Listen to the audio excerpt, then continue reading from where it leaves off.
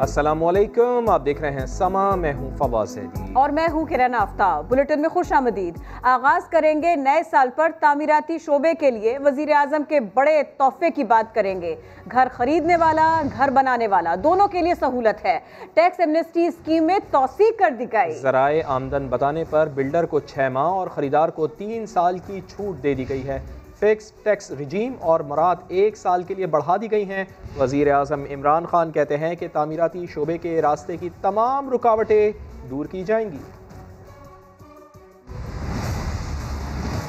जो सबसे ज़्यादा जिसके लिए सारी हमारी कंस्ट्रक्शन इंडस्ट्री को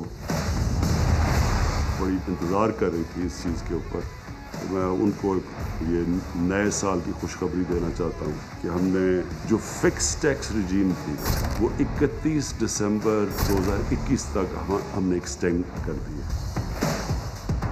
एक और एग्जेम्पशन जिसको सेक्शन 111 कहते हैं, जो disclosing the source of income of investment, यानी जो आप जब इन्वेस्ट करते हैं प्रॉपर्टीज़ में, उसकी हमने एक्सटेंशन 30 जून 2021 तक कर दी है।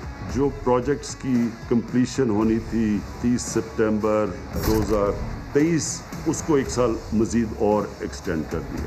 फिर चौथी चीज़ जो exemption for disclosing source of investment for buyers, जो खरीदार जिनको डिस्क्लोज करना पड़ता था सोर्स ऑफ इनकम, उसको भी हमने 31 मार्च 2023 तक एक्सटेंशन दे दी। 1960 की दिहाई के बाद ये पहली गवर्नमेंट है जिसने फैसला किया अपनी इंडस्ट्री को उठाने का। कंस्ट्रक्शन को हम पूरा बैक करेंगे। मैं फिर अपनी कमिटमेंट रख रहा हूँ, जिसकी वजह से हमने आपको ये एक्सटेंशंस दिए हैं इंसेंटिव्स में, हम आपको पूरा बैक करेंगे और जितनी भी रुकावटें हैं, जितने भी रेड टेप है रास्ते में कंस्ट्रक्शन इंडस्ट्री की, वो दूर करेंगे। टैक्स स्कीम में तोसी से साल 2021 में तामीराती शोबे में ज़बरदस्त तेज़ी मुतवक्के है। हुकूमती आमदन और सरमायाकारी में भी इजाफा हो जाएगा। लाखों अफराद को रोज़गार मिलेगा, ऐसा भी इम्कान है। मज़ीद बात होगी समा के नुमाइंदे शकील अहमद से। शकील, बताइए, हुकूमत ने तामीराती शोबे के लिए किन मराहत का ऐलान किया है, कितनी मुफीद हैं फी ज़माना? देखिए, साल 2021 मुल्क की मईशत और ख़ास तौर पर तामीराती शोबे के लिए ज़बरदस्त साबित होगा। इसमें ज़बरदस्त बूम आएगा क्योंकि हुकूमत ने आज 3 से 4 बड़े मेजर स्टेप्स अनाउंस किए हैं। सबसे अहम चीज़ ये है कि एमनेस्टी स्कीम जो थी उसकी मुदत में 6 माह की तोसी की गई है। जो अप्रैल 2020 से शुरू हुई थी, आज आखिरी तारीख थी, लेकिन 6 माह मजीद दे दिए हैं कि अगर आप तामीराती शोबे में सरमायाकारी करें, कोई फ़र्द है, कंपनी है या एसोसिएशन ऑफ पर्सन है, उससे ज़राए आमदन नहीं पूछे जाएंगे। दूसरी अहम चीज़ यह है कि जो फिक्स टैक्स रजीम है, यानी पहले बिल्डर्स एंड डेवलपर्स से उनकी आमदन पर टैक्स लिया जाता था, लेकिन अब फ़ी मुरब्बा फिट के हिसाब से फिक्स टैक्स उनसे लिया जाता है। इसमें भी 1 साल की तोसी की गई है। और तीसरी अहम तरीन चीज़ ये है कि अगर कोई शख्स बिल्डिंग या कोई घर खरीदता है तो उससे भी सोर्स ऑफ इनकम नहीं पूछा जाएगा। उससे नहीं कहा जाएगा कि जी आपने ये पैसे कहाँ से लिए, तो उनको 2023 तक इस तोसी दी गई है। और सबसे अहम चीज़ जो है, ये लो कास्ट हाउसिंग के लिए हुकूमत ने तकरीबन 378 अरब रुपए के कर्जे देने का फैसला किया है। बैंकों के जरिए ये कर्जा मिलेगा और आम आदमी कर्जा लेकर घर बना सकेगा। तो ये विन विन सिचुएशन है सबके लिए। हुकूमत को टैक्स मिलेगा, सरमायाकार को इनकम आएगी और साथ साथ आम आदमी घर बना सकेगा। और 40 अलाइड इंडस्ट्रीज जो हैं, सरिया, सीमेंट, बजरी, प्लास्टिक, ये तमाम, इनको भी रोज़गार मिलेगा और इस सेक्टर में भी बूम आएगा। जी बहुत शुक्रिया आपका शकील अहमद, आप हमें आगाह कर रहे थे। घर बनेंगे, रोज़गार मिलेगा, खुशहाली आएगी। मुआशी माहिरीन ने तामीराती शोबे के लिए एमनेस्टी स्कीम में तोसी को खुशाइन करार दे दिया है।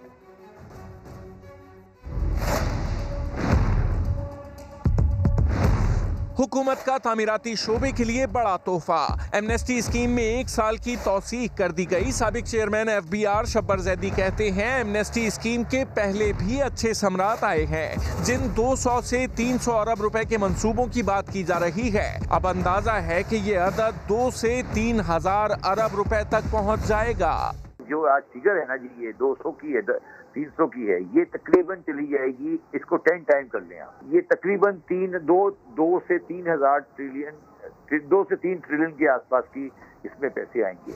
माहिर मुआशियात मुजम्मिल असलम ने कहा कि मुल्क में रोजगार के मौके पैदा होंगे। स्कीम में तौसी 2 साल तक के लिए होनी चाहिए थी। जो कारखानों में काम करेंगे, जो कंस्ट्रक्शन में काम करेंगे, तो मैं इसमें तो ज्यादा एक्साइटेड हूँ लोगों को रोजगार मिलने पे। जब उनको रोजगार मिलेगा तो वो वापस मईशत पे पैसा खर्च करेंगे। साबिक वजीर खजाना सलमान शाह ने कंस्ट्रक्शन के बाद ज़राअत, मैन्युफैक्चरिंग और इंजीनियरिंग समेत दीगर शोबों में भी इस्लाहाती प्रोग्राम मुतारिफ कराने की खबर दे दी।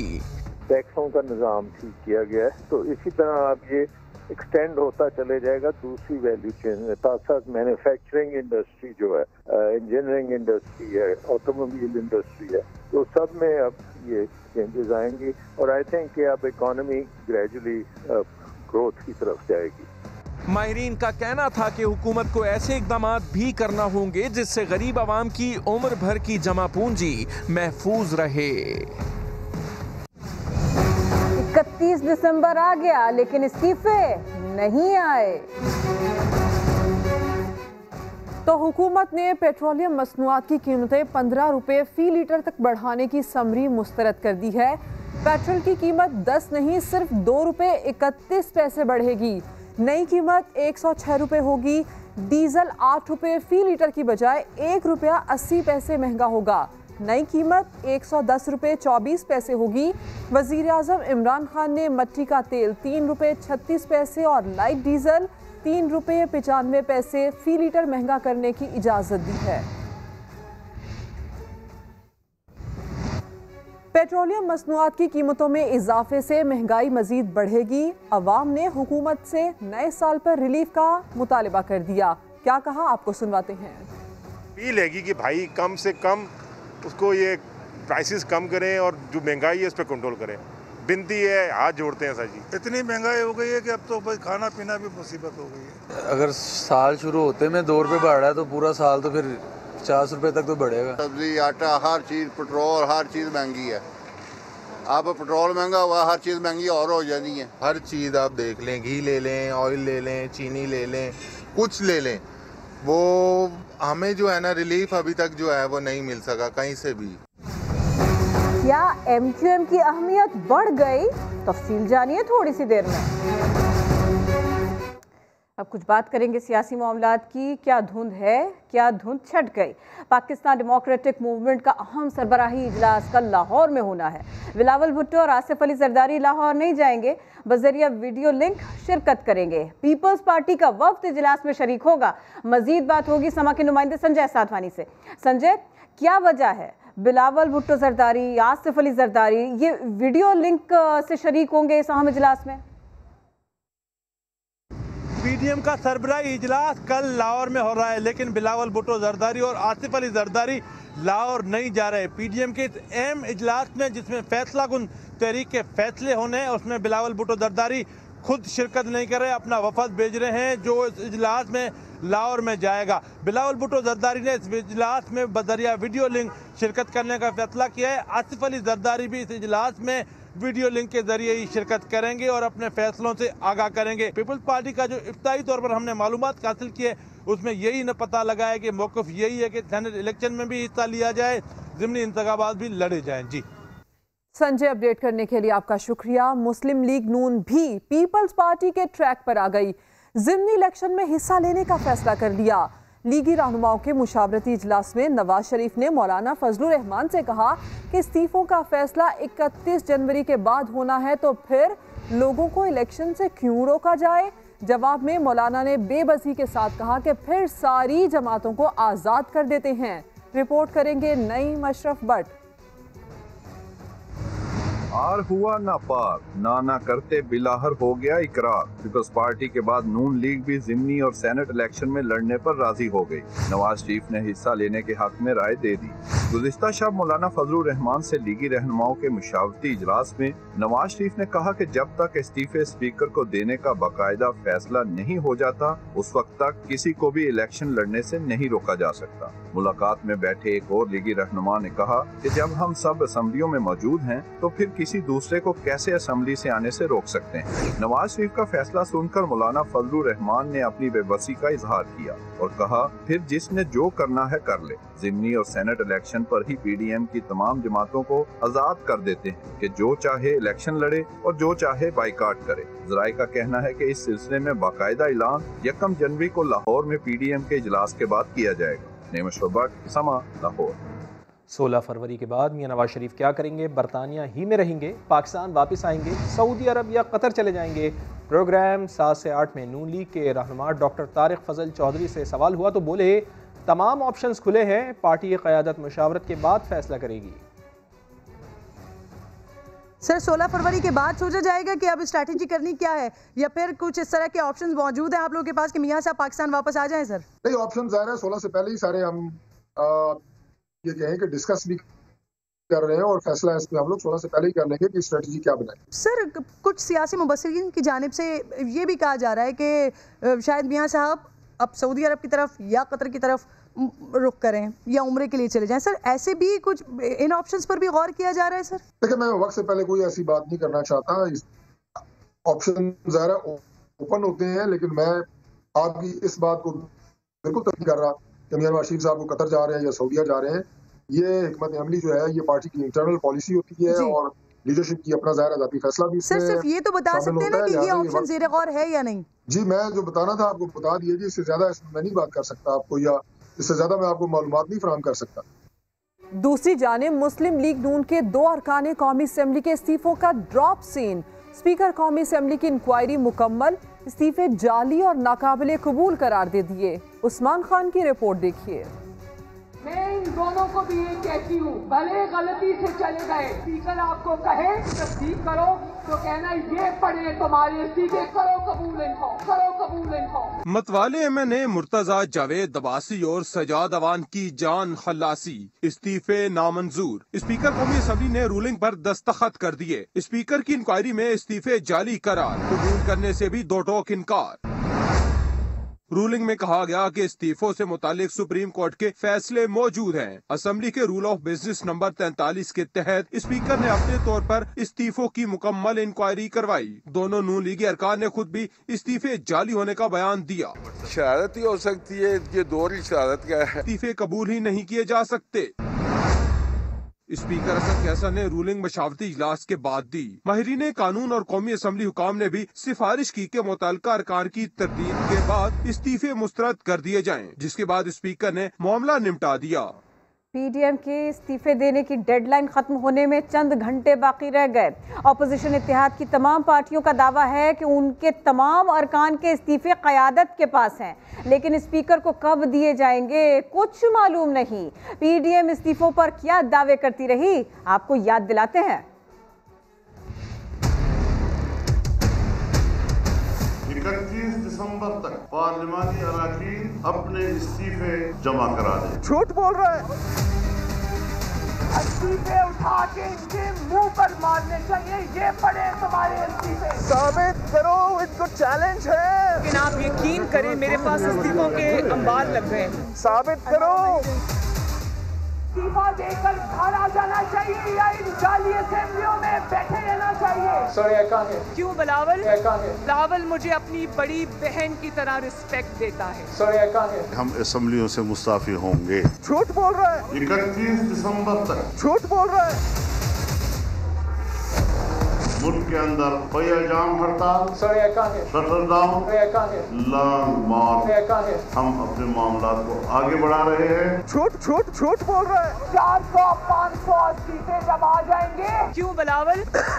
अब या आर या पार इंशाल्लाह। क्यों बिलावल? साबित करो। मैं आ नहीं रहा, मैं आ चुका हूँ। झूठ बोल रहा है। क्यों बिलावल?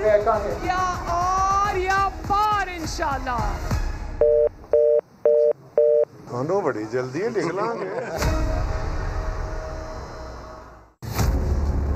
24 घंटे में तुम्हें शिकस्त हो जाएगी। अब इस हुकूमत को जाना ही जाना है। 2 दिन की मोहलत है आपके पास। हमें इस हुकूमत को सेनेट इलेक्शंस में भी चैलेंज करना। आमदन से जायद असासों का केस, गिरफ्तार ख्वाजा आसिफ का लाहौर की एहतसाब अदालत ने 13 रोज़ का जिस्मानी रिमांड मंजूर कर लिया है। अयाज सादिक कहते हैं कि ख्वाजा आसिफ को पार्टी से वफादारी की सज़ा दी गई है। शाहिद हुसैन की रिपोर्ट। ख्वाजा आसिफ अदालत के रूबरू पेश हुए तो उन्होंने पंजाबी जबान में बात की और अदालत को मुखातिब करते हुए कहा कि नैब को कहें तारीखें ही दुरुस्त कर लें। ख्वाजा आसिफ ने नैब से गिला भी किया कि इतनी बार रुकने पार्लियामेंट रहने वाले पर सिर्फ 81 करोड़ रुपए का इल्जाम लगाया है, पैसे तो कोई ज्यादा तलाश करते। मेरा मुद्दई इमरान खान है। दूसरी जानिब सरदार अयाज सादिक ने अदालत के बाहर मीडिया से गुफ्तगू करते हुए कहा कि हुक्मरान तमाम तर दबाव के बावजूद मुस्लिम लीग में फॉरवर्ड ब्लॉक नहीं बना सके, क्योंकि कोई भी रुकन फॉरवर्ड ब्लॉक में शामिल होने या क़यादत के लिए तैयार नहीं हुआ।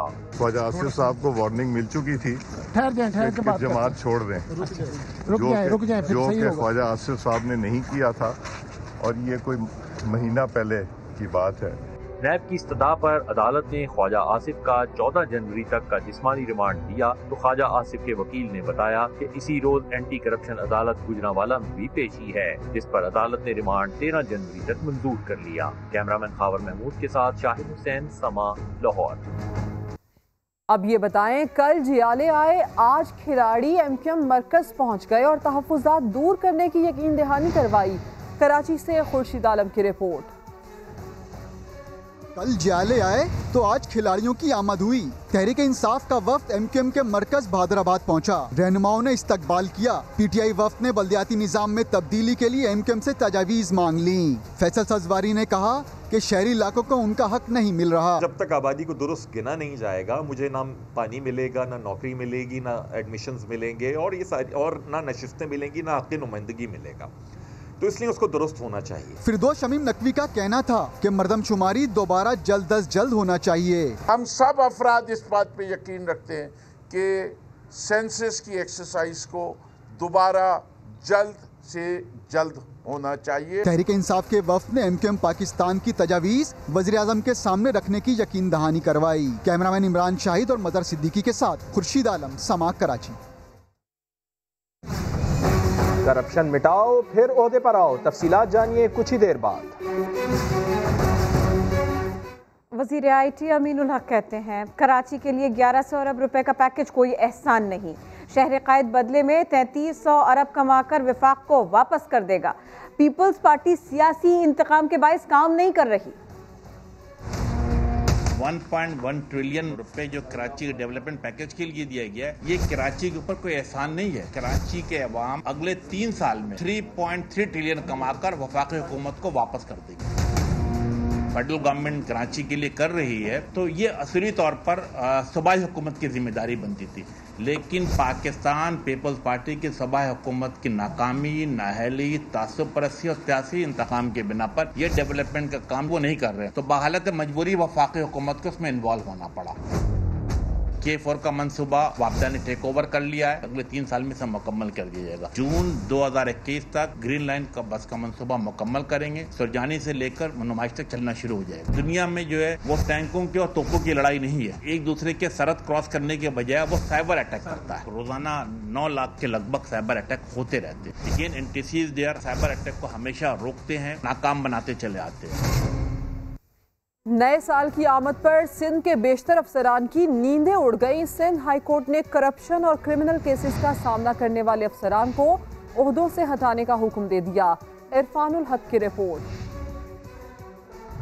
करप्शन चलेगी ना करप्ट अफसरान की चलेगी। जिन पर इल्जाम लगा है पहले वो अपना दामन साफ करें, फिर ओहदा संभालें। सिंध हाई कोर्ट ने बड़ा हुक्म जारी कर दिया। अदालत ने नैब समेत क्रिमिनल केसेस का सामना करने वाले अफसरान को ओहदों से हटाने का हुक्म दे दिया। अदालत ने वाज़ेह कर दिया कि मुकदमात का सामना करने वाले अफसरान को सरकारी ओहदों पर रहने का कोई हक नहीं। ऐसे अफसरान बरी होने तक ओहदों पर काम नहीं कर सकते। अदालत ने नैबज़दा अफसरान को ओहदों से न हटाने पर चीफ सेक्रेटरी से वजाहत तलब कर ली। बरहमी का इजहार किया गया कि करप्शन केसेस में मुलव्विस अफसरान को अब तक ओहदों से क्यों नहीं हटाया गया। अदालत के ऑब्जर्वेशन के मुताबिक अफसरान के खिलाफ महकमाना कार्रवाई तवील अरसे से मुकम्मल नहीं हुई, इसकी वजह से कई अफसरान तरक्की से महरूम रहे। अदालत ने करप्ट अफसरान के खिलाफ महकमा जाती कार्रवाई फौरी मुकम्मल करने का हुक्म दे दिया। चीफ सेक्रेटरी को 14 जनवरी को रिपोर्ट पेश करने की हिदायत कर दी। एमकेएम ने ओहदों पर बरजमान सिंध के 500 से ज़ायद करप्ट अफसरान के खिलाफ दरख्वास्त दायर की थी। इरफानुल हक, समा, कराची। मुफ्ती मुनीबुर रहमान को रुयत हिलाल कमेटी से क्यों हटाया? वफाकी वज़ीर बराए मजहबी उमूर पीर नूरुल हक कादरी ने बता दिया। कहते हैं मुफ्ती साहब की खिदमात किसी बड़े ओहदे के लिए ले लेंगे। वो समा के नुमाइंदे ज़ुल्क़रनैन इक़बाल से गुफ्तगू कर रहे थे। 20 साल हो गए थे मुफ्ती साहब को और शायद उसकी अपनी भी इसमें कुछ ख्वाहिश शामिल थी। तकरीबन 46 साल इस कमेटी का पूरा उम्र है। 46 साल में से 20 साल मुफ्ती साहब थे और बाकी 26 साल जो है मुख्तलिफ तकरीबन 11 लोग जो है दो 3 साल के लिए। तो मुफ्ती साहब के इल्म और उनका मुकाम रुतबा बहुत बुलंद है। इनको हम स्टेट लेवल पे किसी बड़े फोरम पे इंशाल्लाह। कोपलजई को काबू करना कोई आसान काम नहीं है, लेकिन ये तवक्को ज़रूर है कि वो कौमी यकजहती के लिए रोयत हिलाल के हवाले से कोशिश करेंगे। बज़ाहिर मज़हब का नाम इस्तेमाल करते उन्होंने लोगों को उकसाने की कोशिश की है, लेकिन उसके हल के लिए भी वहाँ मुकामी उलमा मौलाना शाह अब्दुल अजीज़ साहब है, हमारे साबिक़ कायमिने हैं मौलाना समीउल हक साहब के ग्रुप के, वो उधर रात को भी उनसे बात हुई थी, सुबह भी हुई थी, वो इन्वॉल्व है और इंशाल्लाह खुशउस्लूबी से हल हो जाएगी। जमात इस्लामी ने इलेक्शन के बॉयकॉट से तौबा कर ली। अमीर जमात इस्लामी सेनेटर सिराजुल हक कहते हैं बॉयकॉट से जमात इस्लामी को फ़ायदा नहीं हुआ, अलबत्ता पीपल्स पार्टी सिंध हुकूमत की कुर्बानी नहीं देगी। उन्होंने ये भी कहा, हमने बाइकाट किया था, उससे हमें फ़ायदा नहीं हुआ। इस बार हमने तय किया है कि हम कभी बाइकाट नहीं करेंगे, हम हिस्सा लेंगे। पीपल पार्टी कभी भी सिंध हुकूमत की कुर्बानी नहीं देगी। वो 9 नक़द पे यकीन रखती है, 13 उदार पे यकीन नहीं रखती। सेनेट के इंतखाबात होंगे और तमाम सियासी जमातें उसमें शरीक होंगे। PTI की कोशिश है कि अपनी नाकामियों की तमाम तर ज़िम्मेदारी इस्टेब्लिशमेंट पर डाले और बहुत कामयाबी के साथ वो ये काम कर रहा है, लेकिन ख़ुद इदारों को भी ये सोचना है कि क्या वो इस बोझ को उठाने के लिए तैयार है। खबरों में आगे देखिए, अलविदा 2020।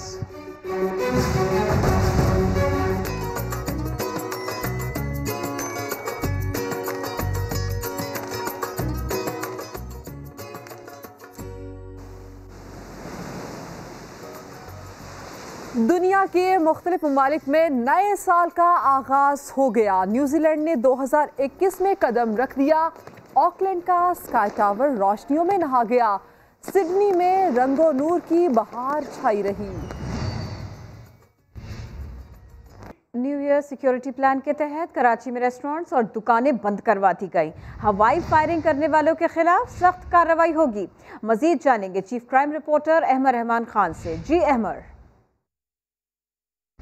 जी बिल्कुल, कमिश्नर कराची की जानिब से अहकामात जारी किए गए थे कि आज 9:30 के बाइस जो है कराची के जो बाज़ार हैं और जो रेस्टोरेंट्स हैं, जो दुकानें हैं, उनको 8 बजे जो है वो बंद करा दिया जाएगा। हम ये देखते हैं कि 8 बजने के साथ ही कराची के मुख्तलिफ इलाकों में पुलिस की मोबाइल्स का गश्त जो है वो बढ़ गया और उन्होंने दुकानें, रेस्टोरेंट्स जो हैं वो और कारोबार जो है वो बंद कराना शुरू कर दिया। और इस वक्त तकरीबन तमाम ही इलाकों में जो है वो कारोबार इस वक्त बंद दिखाई दे रहा है हमें।